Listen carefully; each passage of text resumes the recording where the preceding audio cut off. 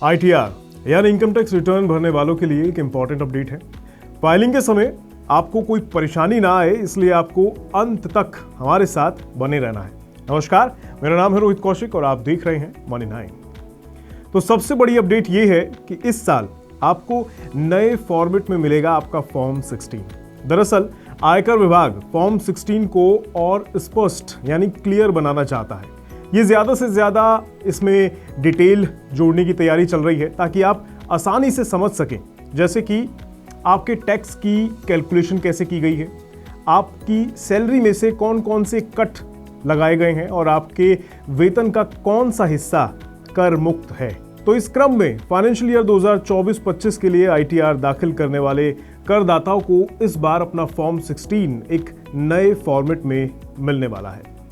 आप जानते हैं फॉर्म 16 एक इंपॉर्टेंट डॉक्यूमेंट है जो एम्प्लॉयर द्वारा अपने कर्मचारी को जारी किया जाता है।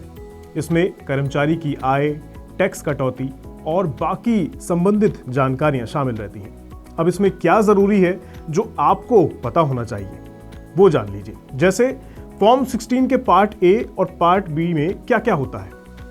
पहली बात पार्ट ए की कर लेते हैं। तो फॉर्म 16 के पार्ट ए में वो जरूरी जानकारी होती है जो एम्प्लॉयर द्वारा हर तिमाही में काटे गए और जमा किए गए टैक्स के बारे में होती है। इसमें कर्मचारी का नाम, पता और स्थायी खाता संख्या यानी पैन नंबर जैसे या फिर व्यक्तिगत जानकारियां शामिल रहती हैं। साथ ही एम्प्लॉयर का टैक्स कट और tax deduction and collection account number यानी टैन और पैन भी इसमें दिया गया होता है। पार्ट ए करदाताओं के लिए एक रेफरेंस के तौर पर काम करता है ताकि वे अपनी सैलरी स्लिप में मेंशन टैक्स डिडक्शन को क्रॉस चेक कर सकें। अब बात फॉर्म 16 की कर लेते हैं। फॉर्म 16 का पार्ट बी पार्ट ए के जैसा ही समझ लीजिए आप। इसमें कर्मचारी के वेतन का डिटेल्ड इंफॉर्मेशन और आयकर अधिनियम की अलग अलग धाराओं के तहत कटौतियों की जानकारी दी जाती है। इसमें सेक्शन 10 के तहत छूट की जानकारी होती है, जैसे हाउस रेंट अलाउंस और बाकी अलाउंसेस, और साथ ही सेक्शन 80C और 80D के तहत कटौतियों का विवरण दिया जाता है, जिसमें आपका life insurance premium, health insurance premium और पब्लिक प्रोविडेंट फंड का कंट्रीब्यूशन इसमें कितना शामिल है वो दिखाया जाता है। मतलब नए फॉर्मेट में फॉर्म 16 को और ज्यादा डिटेल्ड और क्लियर बनाया गया है। माना जा रहा है कि इस बदलाव से करदाताओं को अपना आयकर रिटर्न दाखिल करने में और भी ज्यादा आसानी होगी। नए फॉर्मेट में कुछ कॉलम्स और डिटेल्स को और ज्यादा अच्छे से स्पष्ट और ऐड कर दिया गया है, जिसमें टैक्स पेयर्स को अलग अलग प्रकार की इनकम और कट्स को समझने में मदद मिल सकेगी। हालांकि आयकर विभाग ने अभी तक नए फॉर्मेट के बारे में डिटेल जानकारी को सार्वजनिक नहीं किया गया है। उम्मीद की जा रही है कि जल्द ही विभाग इस संबंध में डिटेल्ड गाइडलाइंस को और तरीके से फॉर्मेट को इशू करेगा, जो कि आपके लिए बाद में आसान होगा।